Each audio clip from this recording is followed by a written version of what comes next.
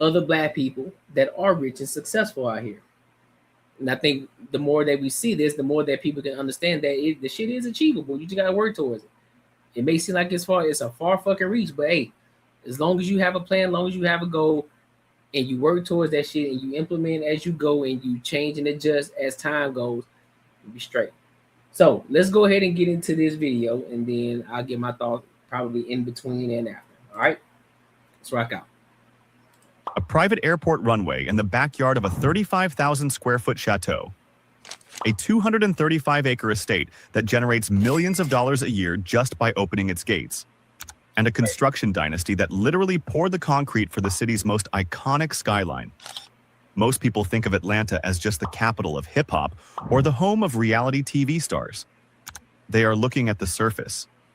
Beneath the music videos and the red carpets lies a network of financial fortresses that make standard celebrity wealth look like pocket change. We are talking about the Black Mecca of the United States, a city where African-American families have built generational empires in construction, infrastructure, global beauty, and massive-scale real estate. These are not just rich individuals. These are sovereign states operating within the city limits. They own the land, they own the banks, and they own the studios where Hollywood films its biggest blockbusters. We are tracking the property deeds, the government contracts, and the billion-dollar acquisitions to uncover the richest black families in Atlanta. Wait until you see number one. We are talking about a man who went from living in his car to owning a 330-acre former Army base, turning it into a production empire bigger than Warner Brothers, Paramount, and Sony combined. Number 7. The Levitt family, the business of dignity.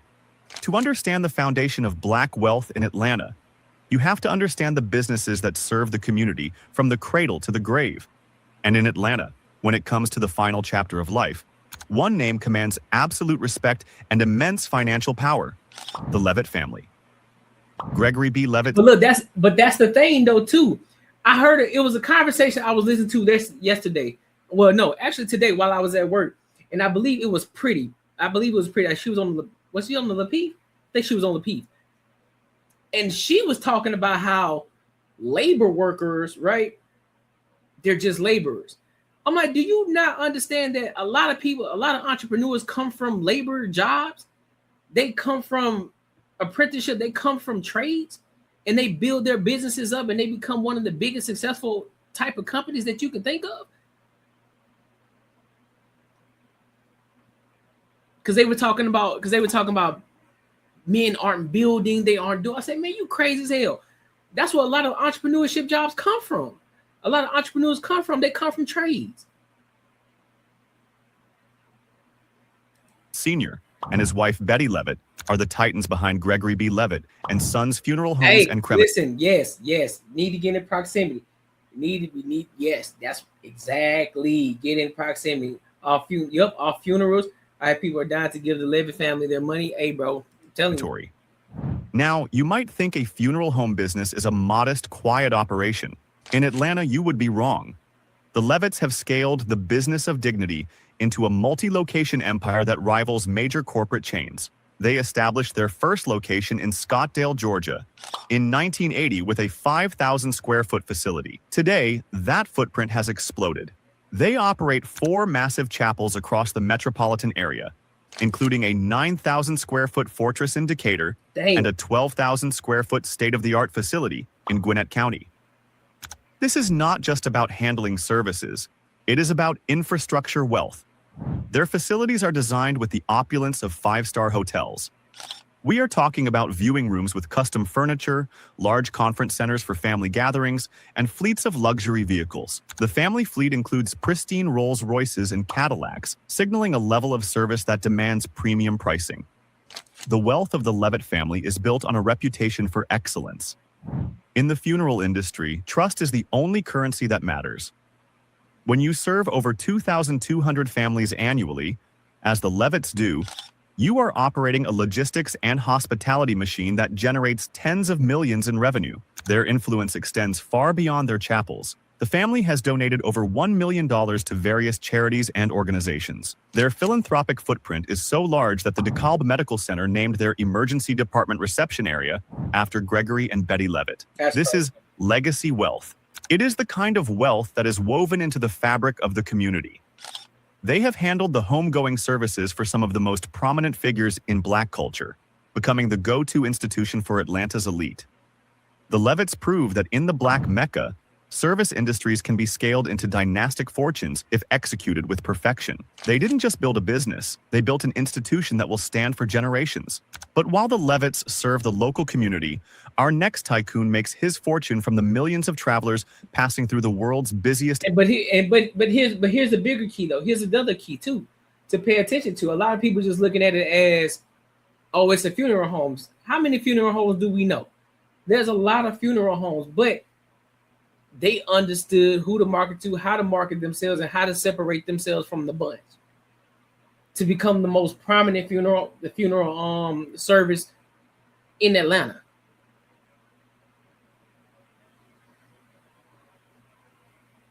These aren't crazy ass jobs. These aren't crazy ass inventions and shit that these people are coming up with. This is everyday shit that people are doing. This is everyday shit. And they found their lane and they created something. They created something massive. Airport.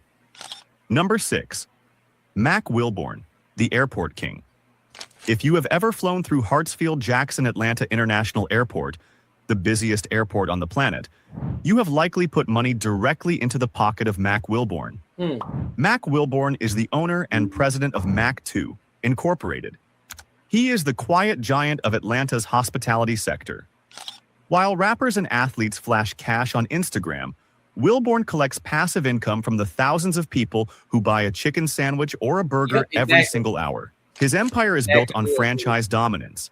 He operates franchises of major brands like Popeye's Louisiana Kitchen and Checkers within the airport. But these aren't just normal fast food spots. These are some of the highest grossing locations in the entire world. His 2 Popeye's locations in the airport have consistently ranked as the number 1 and number 2 busiest units in the entire global system. Think about the volume. Hartsfield-Jackson sees over 100 million passengers a year. Wilborn has positioned his assets right in the flow of that human river.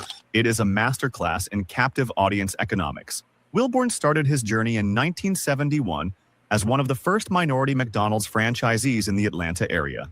He grew that initial success into a diversified portfolio that includes vending companies and partnerships in iconic Atlanta destinations. His personal wealth is reflected in his real estate. Public records have linked him to a residence in Midtown Atlanta with over 5,600 square feet of living space, valued at over $1.2 million. But his true asset is his influence. He has hosted President Barack Obama at his home. When you can invite the President of the United States over for dinner, you are operating on a different level of power.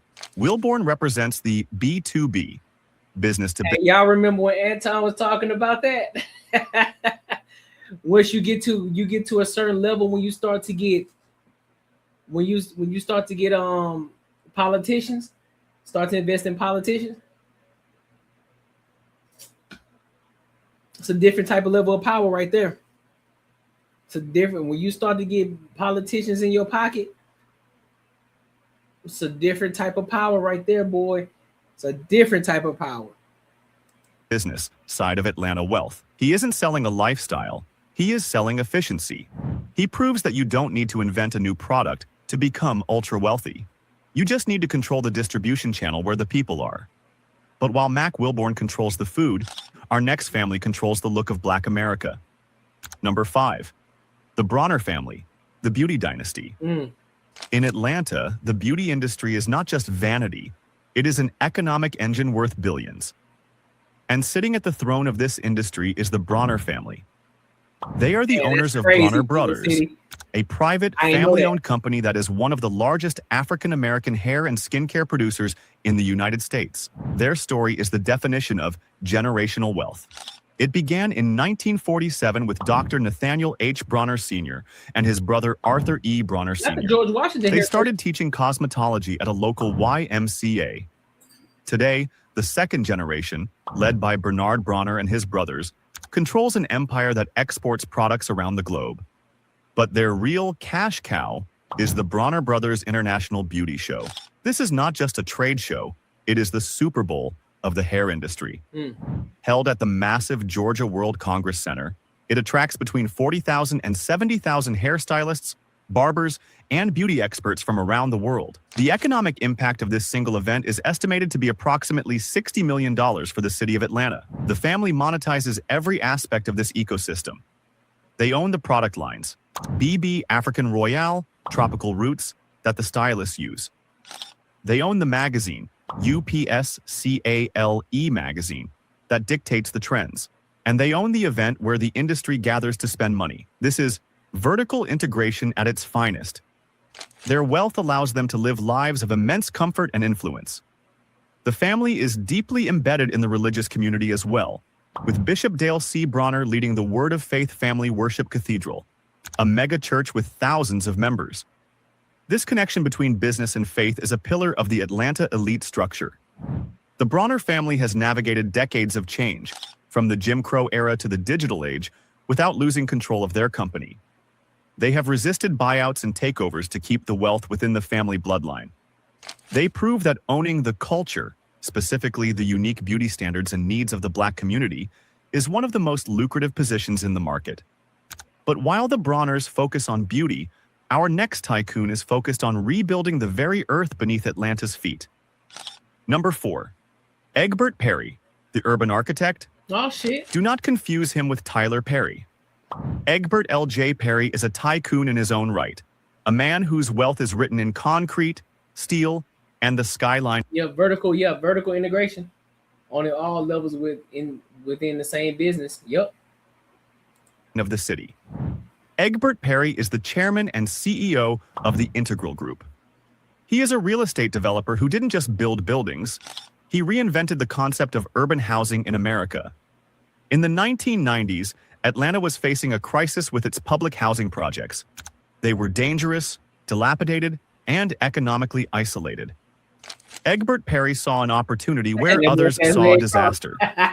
He partnered with the Housing Authority to create Centennial Place. This was a revolutionary project. He tore down the old projects and built a mixed-income community. He put wealthy professionals right next door to subsidized tenants, creating a seamless neighborhood with high-quality amenities, schools, and recreation centers. This model was so successful, it became the federal standard for housing redevelopment across the United States. Because of this vision, the Integral Group now controls a massive portfolio of real estate assets across the country. We are talking about master-planned communities, transit-oriented developments, and commercial infrastructure valued in the hundreds of millions, if not billions, of dollars in total project capitalization.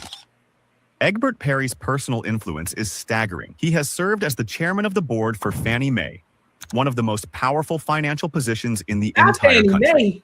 He sits on the boards of major corporations and has been inducted into the Real Estate Hall of Distinction.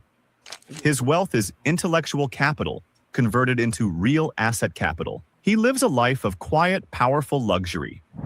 Unlike the entertainers who flash cash, Egbert Perry moves in the boardrooms where the future of the city is decided. His company is currently involved in the redevelopment of the massive General Motors assembly plant site in Doraville, a project that will create a city within a city. He represents the technocrat wing of the Black Mecca. He is the engineer who figured out how to make gentrification and community development profitable. But if Egbert Perry is the modern developer, our next family is the historic bedrock upon which modern Atlanta was built. Number 3, the Russell family, the concrete dynasty.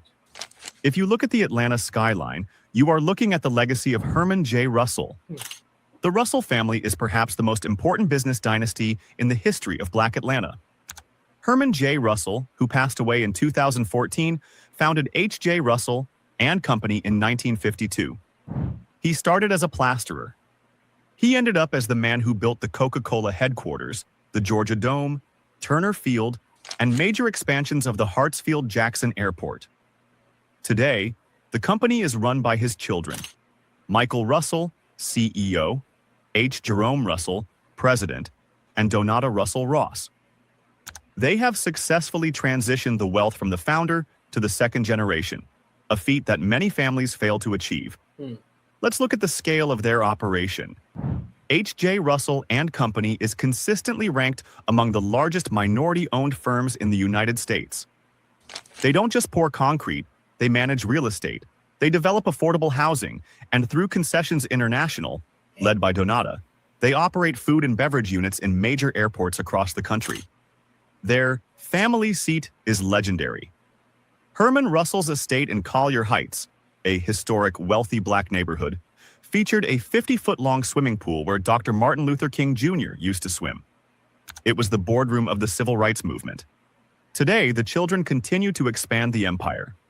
Jerome Russell is heavily involved in the Russell Innovation Center for Entrepreneurs, RICE. This is a 50.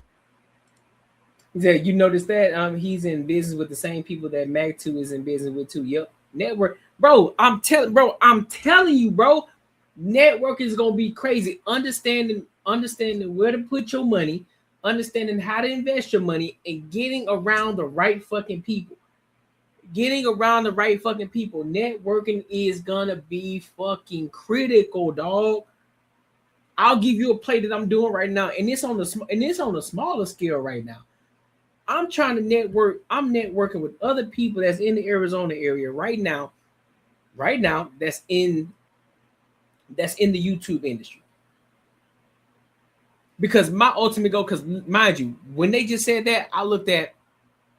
I'm gonna bring y'all in a little bit because this could be Patreon shit, but I'll bring y'all in. So I typed in. So this is what I typed in. This is what I prompt my Chat GPT to do. I said, how can I vertical integrate with what I'm doing with my YouTube channel, right? And so bam, it came out with the whole level. So level one, it said media top of funnel, right? It says YouTube live streams, which is banter and barter plus the Courtnee Edgar Show, shorts and reactions, TikTok and Instagram clips, commentary on trending topic, money, sports, masculinity, which is something I'm already doing, right? That's level one. That's tier one. I'm already doing that, right? The vertical integration move: build a multi-platform media ecosystem that always loops back into your main YouTube show. So additions, newsletter, simple weekly, Courtney's, and they're just giving examples. Courtney's 3 money moves of the week, podcast version of your live stream audio, TikTok series highlighting money behind the headlines, Instagram carousels breaking down lessons from your live streams, and then the purpose: own attention on multiple platforms, not just YouTube. And then so I'll tell you part 2, then we'll get back to the video. So here's where YouTube alone stops most creators, but not you. Affiliate and brand deals, your strength zone. You're already planning sponsorships. Vertical integration means every live stream includes one financial CTA, which did y'all see it? Do y'all see it? Listen, bro, do y'all see it? So you notice the video that I play after every segment now? Have you noticed the segment that I'm playing? The little video that I'm playing after every segment? Right? So every live stream includes one financial CTA, earn while you save, right? The Fidelity link, your Amazon storefront. I don't have an Amazon storefront, but I do have the Patreon and the earn while you save link. So that's what I'm gonna be doing from now on. So pretty much after every one, I'm gonna play that clip. So therefore, when I clip this up, that's gonna be the end of the video. So they see that video every time. That's the call to action. You feel me? You saw your 10-foot ceilings. We see you. You wild, bro. You wild. 10-foot ceilings. You crazy. Build your marketplace page on your website where viewers can find all affiliates, right? Here's the thing. I want to do affiliates, but at the same time, I don't. So therefore, my affiliate page is my Patreon and my Earn While You Save ebook. That's going to be my affiliate program. I don't want to start dipping into that. Oh yeah, and also Manscaped as well, right? I do those 3, but I'm not trying to go crazy with a whole bunch of it because that can confuse people for the most part. It's like, damn, my nigga, like, what you trying to sell? Make your show a financial talk show masquerading as entertainment, exactly how Anton. Exactly how Anton wins. Now I didn't put that in there. They put that in there, right? And they nines, but I keep them real clean. Yes. Nah, you crazy, bro. Patreon community. So your Patreon will be the center of unfiltered episodes, behind the scenes, money breakdowns, masculinity and discipline coaching, the networking hub for viewers. This becomes your recurring revenue backbone. So, and then it goes on to level 3, level 4, level 5, so on and so forth, right? So with these things, I'm already implementing this shit. I'm already doing it. And so now it's just being consistent with it and getting better and then scaling over time. Yeah. 50,000 square foot business generator gifted by the family to the city. It is the largest center of its kind in the country dedicated to Black entrepreneurs. This is ecosystem wealth. The Russells aren't just rich, they are creating the infrastructure for the next 1,000 Black millionaires. Their personal real estate portfolios are vast, with holdings across Atlanta.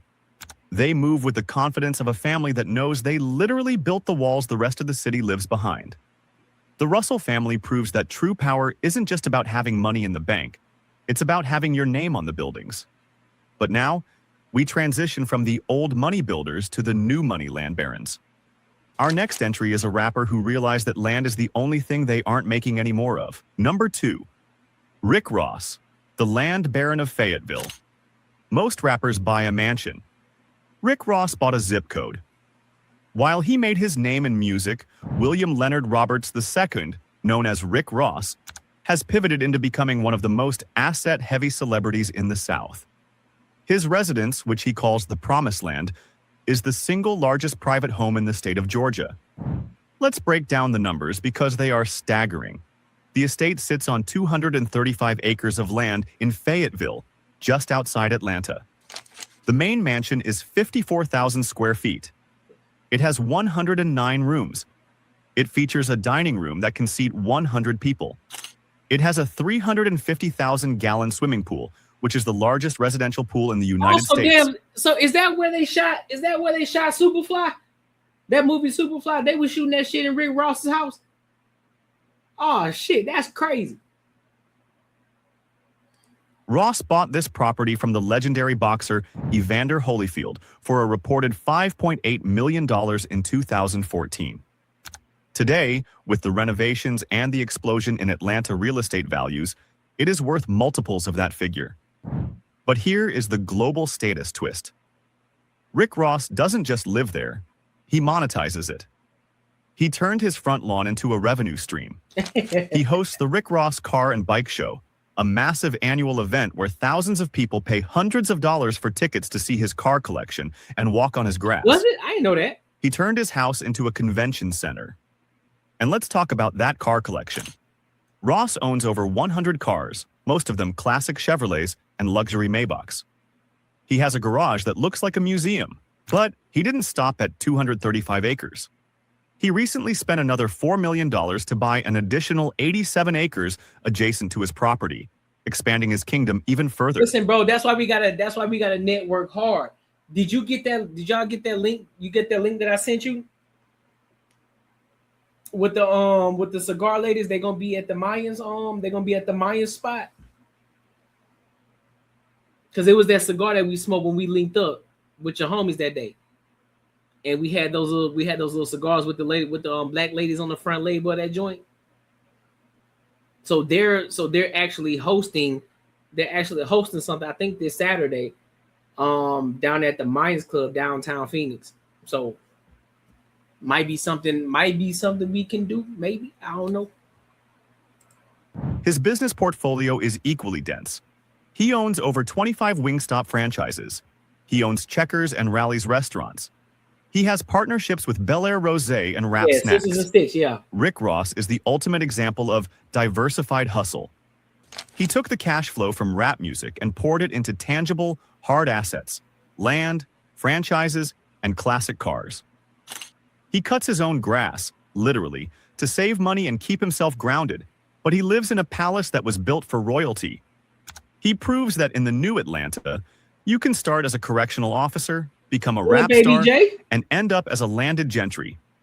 But even the promised land pales in comparison to the sheer industrial-scale dominance of our #1 spot. This is a man who didn't just buy a house. He bought a military base. That shit crazy. Number 1. Tyler Perry, the sovereign of the South. We have arrived at number 1. The billionaire who redefined what is possible for a black creative in America. Tyler Perry.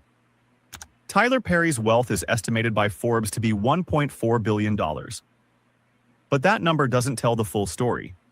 The story is in the land. Tyler Perry owns Tyler Perry Studios, a 330-acre production facility in southwest Atlanta. To put that size into perspective, you can fit the studios of Warner Brothers, Paramount, and Sony inside Tyler Perry's lot and still have space left over. He purchased this land, which was the former Fort McPherson Army base, in 2015 for $30 million. It was the deal of the century. Today, that land is priceless. It is the only major motion picture studio in the nation owned by an African American. The studio features 12 massive sound stages, each named after a black Hollywood legend like Sidney Poitier and Oprah Winfrey. It has its own replica of the White House, which he rents out to productions like The Oval. It has its own neighborhoods, a green screen building, and acres of woodlands. Marvel shoots Black Panther here. Do they? The Walking Dead filmed here. Every time a major studio needs a facility in the Hollywood of the South, they have to pay rent to Tyler Perry. But his personal lifestyle is just as astronomical. This nigga making bank, bro. This nigga making bank. Some of the top movies and top fucking shows, they gotta pay this man rent to use it. What we doing, bro? What we doing? What we doing? What we doing? What we doing? What we doing? What we doing out here, bro? What we doing, bro? We gotta get these connections up. We gotta get these connections up. We gotta get these connections up, and we gotta start operating. Sorry, we gotta operate like a business. Real talk. Real fucking talk. I ain't gonna lie to you. I think this is the platform to do it. I think this is the platform to do it. Because mind you, I'm reaching out to so many people in regards to connections and trying to get into different circles, using my platform as that, and getting into different spaces to learn from different people. Bro, we about to, fam, I'm fucking telling you, bro. This shit is crazy. He needs to remake Magic City so I can go shoot a Tubi movie. Man, that shit so ratchet. Nah, fam, you don't want to go to Magic City. That shit ratchet, bro. When I just went down there, when I went down there a couple months ago, that ain't it. I'm thinking about the money he saves on overhead to make his own. That's what I'm saying, dog. That's what I'm saying. And that's one of the reasons. That's one of the things I'm trying to do with this channel. So when people come on this bitch, nigga, man, I'm looking at it from a big picture standpoint.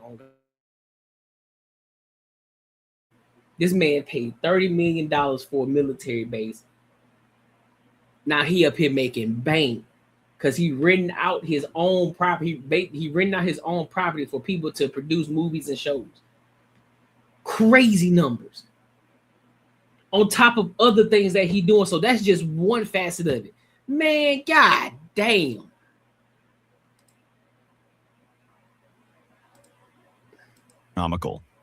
For years, he lived in a 17-acre estate in Buckhead that was so lavish it set records when he sold it. He sold it for $15 million to an evangelist, and it was later bought by Steve Harvey. This house featured a 70,000-gallon infinity pool and a ballroom underground. But Tyler Perry needed more space. ABJ. He is currently building, and nearly finishing, a new massive estate near his studios that defies logic. Reports and aerial footage reveal a home that is more like a resort. It features a massive lap pool, organic farms for horses, and, get this, a private airplane runway in the backyard. This thing got too much. Yes, a runway. Because when you are worth $1 billion and you own a private jet, you shouldn't have to drive to the airport. You should be able to fly directly into your living room. He also owns a private island in the Bahamas, White Bay Cay, where he built villas for his guests. He owns a mansion in Beverly Hills, which he famously lent to Prince Harry and Meghan Markle. This nigga in circles with the prince. This man is in circles with the prince. This man is in circles with the prince. That's that nigga. That's money you can't fathom. That's money and connections that you can't fathom. That's money and connections.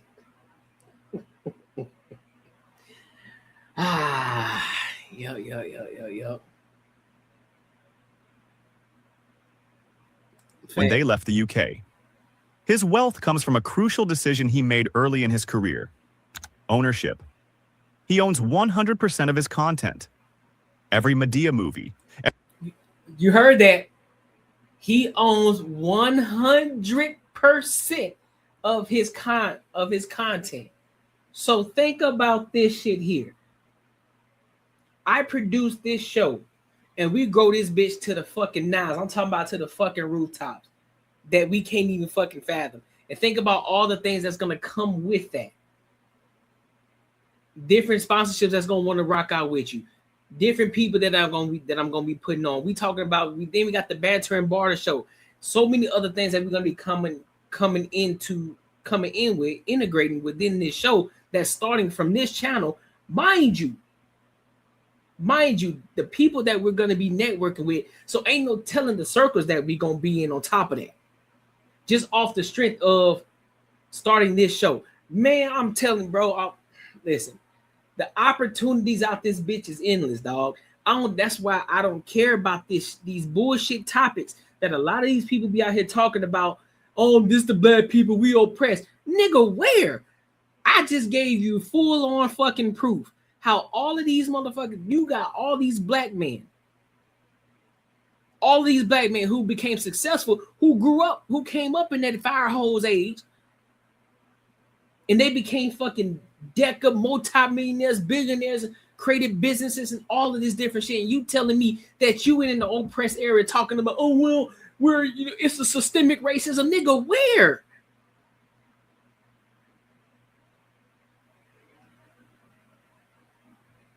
I ain't saying you owe me, but act like you know me. Hey, facts, bro. This is crazy.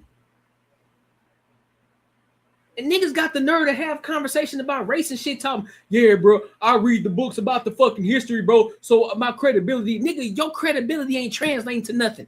Your credibility ain't translating to nothing. It ain't translating to riches. It ain't translating to businesses. It ain't translating to you opening up opportunities for other black people. It ain't doing none of that shit. You just talking. You popping up on other people's platforms just to fucking talk. You ain't created your own shit. What the fuck are you doing? This is crazy, man. That's what I'm saying. Only oppression now is self-inflicted. If you're not even, listen, I'll respect the person more if they say, listen, bro, I tried. I did it. I took action. I made the necessary steps. I adjusted when I needed to. I did this, that, and third. It just didn't work out for me. But 9 times out of 10, it's going to work out for you. But I would still respect that in the fact that you took action and you actually tried and you actually did it and you saw the shit through, regardless of how slow the shit grew or how fast. Don't matter. You did it and you saw it all the way through. You saw that bitch all the way fucking through. I'm not talking about saying, dude, okay, well, if I make it to 100 subscribers, if I don't make it to 100 subscribers by this time, then I'm gonna quit. No, nigga, you see that bitch all the way through. All the way the fuck through. Nigga, I never thought I would be at 1,600 subscribers. I'm being 100%. When I first made my first video on YouTube, nigga, I couldn't even fathom 1,600 subscribers. That's a fact. And 1,600 ain't even scratching the surface of where all these other people are. It's not even scratching the surface. Mind you, Tyler Perry didn't start his shit until he was 30-some years old? When he was traveling around the world doing these plays and shit? I even had the luxury to actually go to one of his actual plays when he was doing them. Shit was dope. It was funny as fuck. That's why I rocked with him. Like a lot of his movies. I know a lot of people can't stand it, because it depicts black people in the wrong type of light. Man, fuck all that. Nigga, I'm looking at the business aspect of it. Yeah, at first, because I wasn't looking at it, I was looking at it as a consumer. I still like the movies. Don't matter. But now I'm looking at it from a more so business aspect of it. I'm seeing how this nigga is moving. And how all these black individuals are moving. What we talk, man? Yeah, all right. He said we got real estate portfolio to build Bull City. We gonna be in the mire together. No Diddy. Facts. That's what I'm saying. I'm looking forward to it. When this personal life mess blows over, I'll fly out there and meet y'all. I'm telling you, bro. That's a fact, bro. That is a fact, because this shit is wild to me. Every TV show, like the haves and the have-nots. Every play, he owns the negatives. He didn't sell his rights for a quick check. He kept them. Now, he licenses that content to networks like BET for hundreds of millions of dollars. Tyler Perry is the ultimate manifestation of the Black Mecca dream. He came to Atlanta with nothing, sleeping in his car. He utilized the city's support for black art to launch his plays. He reinvested every dollar into land and infrastructure. He didn't just ask for a seat at the table. He built his own table in his own house. He built his own fucking table. While everybody's screaming and talking about, oh, you dancing. No, nigga, it ain't about dancing for the white man, the black man. This is one of the listen. This is perfect. This is one of the reasons. This is one of the main fucking reasons why I was telling Fatty and fucking Ali. I said, hey, bro, I get it, but you are missing the big picture here. You fumbled a big fucking bag with having Pearl on the show. You fucked that bag up. I don't give a fuck about the race baiting shit. Cool, do that. Looking at it from a back end standpoint. Y'all fucked up a bag, bro. That could have do you know, just even though you probably got some more followers, but what you could have done, you could have put yourself in a better position to get her followers to come over there to your channel and fucking subscribe and skyrocket your shit to the fucking roof. Because there's no telling who else you would have got in contact with for your channel. And you missed out on the fucking bag, bro. Oh, it ain't about the bag. We want to have... Bro, you can still keep the integrity of the show. All you got to do is have a conversation with Pearl on the back end, dog. That's all you got to do. Have a conversation with Pearl on the back end. Have a conversation. Listen, shit went left. Listen, let's readjust. Let's figure out how we can actually have a fucking conversation, because they know how you are, and boom, boom, boom.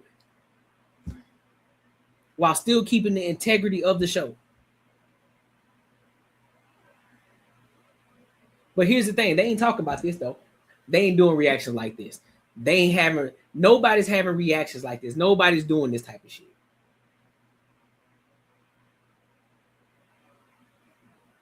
That's what I'm saying. Doing that shit strategically. You had a grand opportunity. You didn't have Andrew Wilson on your channel. You got Angry Man on your channel. You had Pearl on your channel. So even having Andrew Wilson and fucking Pearl on your channel, you could have tapped into a whole different atmosphere. An entirely different atmosphere. And completely optimized it. Completely. But y'all getting mad and upset because you had two black women. Oh, you ain't protecting black women, man. Fuck what y'all talking about. We trying to make sure we the top dogs on this fucking YouTube. And that's one of the reasons, and I'm gonna be honest to God with y'all. That's one of the reasons why you haven't seen me much on other people's platforms, because I'm focusing on trying to build this. Now I know networking is key, but I want to make sure that I build something solid over here first. I have the solid foundation here first before you start to see me going on other people's shit.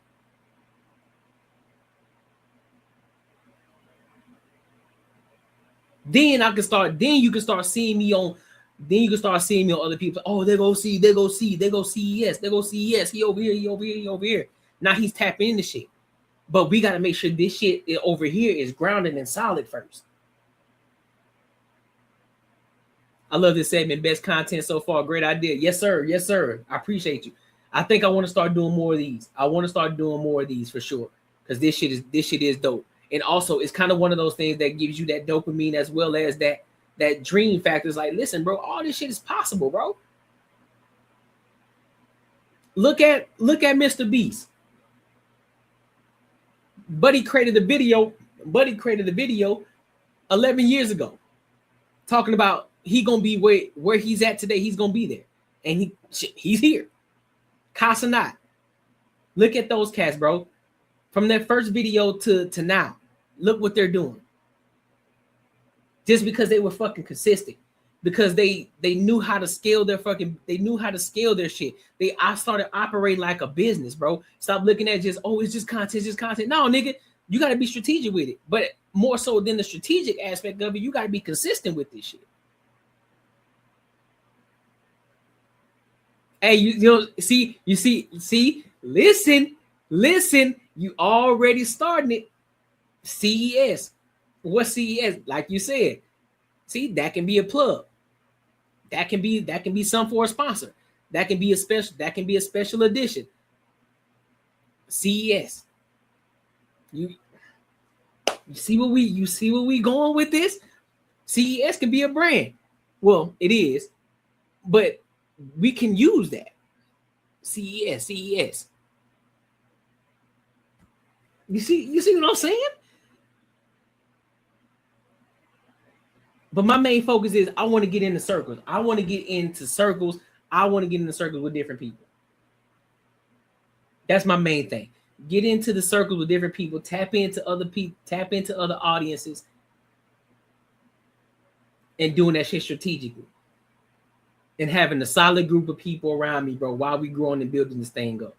But we going to continue to keep building and showing up. We're going to continue to keep growing this shit, bro. I'm telling you. Y'all just give it time. It's gonna take time. This shit ain't gonna grow fast, but we're making sure that it's always growing. Oh, this shit was dope. I like this. I do. House on his own 300 acres of land. From the funeral parlors of the Levitts to the airport franchises of Mac Wilburn, and from the construction sites of the Russells to the sprawling studio lot of Tyler Perry, these families are the pillars of Atlanta's wealth. They prove that the Black Mecca is not just a nickname, it is a financial reality. Yep. They have built ecosystems that support thousands of jobs and generate billions in value. They have moved beyond being consumers of luxury to being the producers of it. That's crazy. They own the land, the buildings, and the businesses that make the city run. That's crazy. So, which of these empires impressed you the most? Was it the sheer scale of Rick Ross's Promised Land or the strategic genius of the Bronner family's beauty empire? Let us know in the comments below. And if you want to see how black wealth is exploding in other cities, click the video on your screen right now. We might, you know what? I might have to do that. So what this was Atlanta. So we might have to go to a next city. So now we might have to pick another city. Like, what city we gonna go to next? We might have to start doing that. That's a great fucking idea. That's a great goddamn idea. I like that. Listen, your savings account is robbing you blind. But don't worry, I found out a way how to make my money work for me in my sleep, and I can help you do the exact same thing. Now, this isn't no get rich quick scheme. This isn't no pyramid scheme. This isn't something just trust me situation. This is legit, and this is something that your every average day person can implement in their lives, and they can really get to a bag. This isn't a short-term play. It's a long-term play. There's a promo going on right now, so you definitely want to jump on it before the price goes up because this is too valuable. The link is in the description. And hey, let's get our money up. Let's get back to the video. Yeah.